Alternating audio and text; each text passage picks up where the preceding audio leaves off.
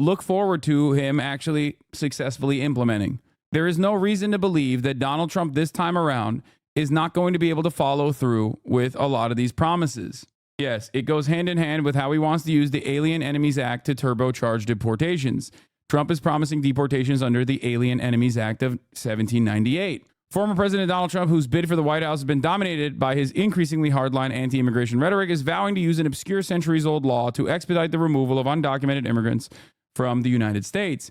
I will invoke the Alien Enemies Act of 1798 to target and dismantle every migrant criminal network operating on American soil, he said at a recent rally in California. Ironically enough, a lot of the states, if they refuse to collaborate with the federal government on this sort of thing, refuse to give the federal government information on where migrants are, for example, undocumented migrants are, will trigger a massive constitutional crisis, because then they would have to fight against each individual state. It would literally be civil war. Trump is promising that if reelected, he will use the act to initiate a federal effort called Operation Aurora, named after the Colorado town that he claims has been taken over by Venezuelan gangs, which residents and local officials dispute, to target undocumented migrant gang members for arrest and deportation. He has also suggested that the act could be used to end sanctuary cities, which limit cooperation with federal immigration authorities, telling Fox News' Harris Faulkner that we can do things in terms of moving people out. It's also name-checked in the Republican Party's official 2024 platform, Agenda 47, which says it will invoke the law to remove all known or suspected gang members, drug dealers, or cartel members in the United States, ending the scourge of illegal alien gang violence once and for all. Now, why is this important? Why are they using this kind of language? Before you say, excuse me, I don't want violent drug dealers to operate inside of our national boundaries. They are engaging in a direct violation of the law. The local law enforcement authorities that do collaborate when it comes to, murders and drug dealing and federal offenses already do prosecute these people. And then the federal government does deport them after the criminal trial is over. Saying you're going to do this to suspected drug dealers opens up the boundaries of what the existing law is, just so you understand. They're using MS-13 or Tren de Aragua, which is the new MS-13, the Venezuelan version, to say they are going to go after every single migrant. They are not going to go after criminals, because the government, the local authorities, and the federal government already does go after criminals. Cry me a river, you say? Oh my God.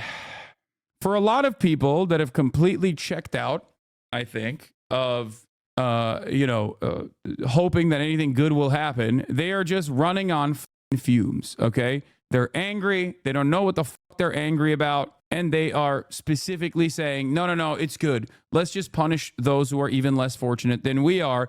And then maybe I will feel better. You will not feel better. You will not feel better when this happens. You will actually suffer even more when this happens, especially when, if you are the most selfish person and don't give a fuck about the fact that this would mean that 1 in 15 families that are mixed status households would actually have an immediate family member forcibly ripped and removed from their immediate family members for no crime other than existing on U.S. soil and participating in the American economy.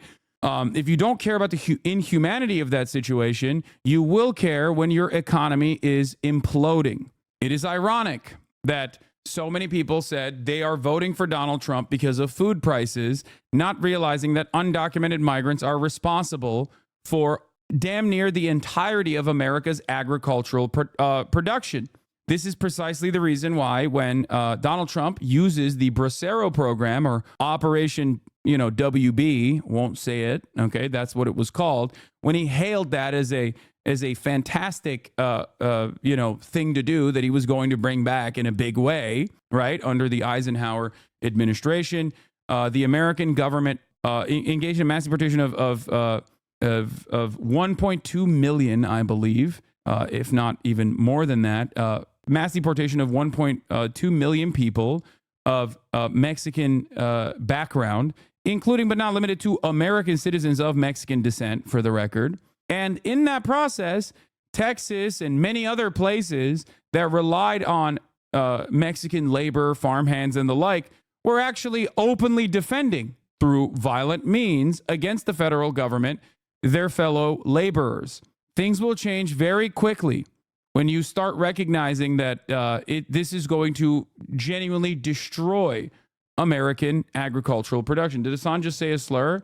What? No, I didn't. I purposely didn't say the name of the operation.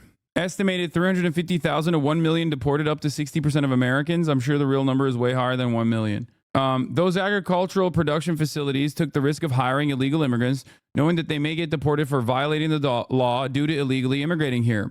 The production may get slashed, but that is the result of cheap corporate greed.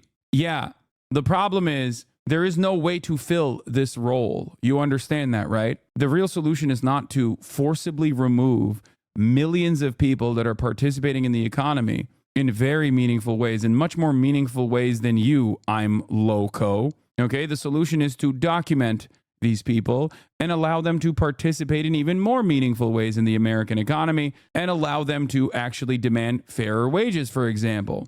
If the price of eggs are going to go up, if the price of avocado is going to go up, regardless, I would rather have it go up in a more ethical way, in a more sustainable way in the interim period than one that will completely destroy the American economy. If you voted for Donald Trump personally because you thought he was going to lower the egg prices, for example, you are in for a very hard, very shitty surprise when you realize that the price of eggs are going to shoot up to $20 when there's no one to, work in the poultry facilities. The only difference is absolutely zero people are so racist that they will forego their treats. Everything that Donald Trump has ironically advocated for is actually inflationary, even though he was seen as the solution to the inflation crisis that Americans were experiencing. Wage growth did not outpace the cost of goods, the cost of goods going up. Tariffs, on the other hand, is inflationary, and so is mass deportation of 20 million migrants. Poultry and produce farms will become the new work camps to extract free labor of undocumenteds? Yes.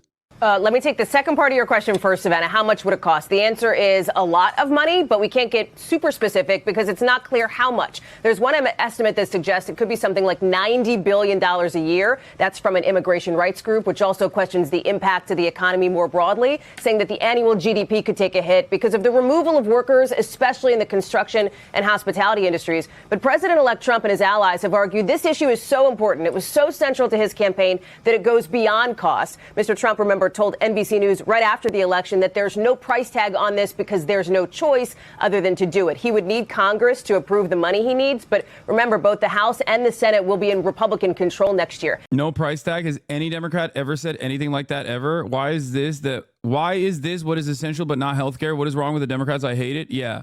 Dude, the way I see this working, by the way, and there's a reason why like the price or the stock prices of private prisons shot up after the Trump victory, is the way I foresee this happening is private prison facilities are going to come back in a massive way. They are going to build new private prison facilities, work camps, basically. All of the migrants that they put into these work camps are going to have to work for free at gunpoint to engage in this agricultural production that they were already doing for pennies on the dollar, but this time they'll have to do it for free. This is my speculation, okay? My suspicion is we already have slavery in this country. It is constitutionally protected as a form of punishment, and we will utilize it.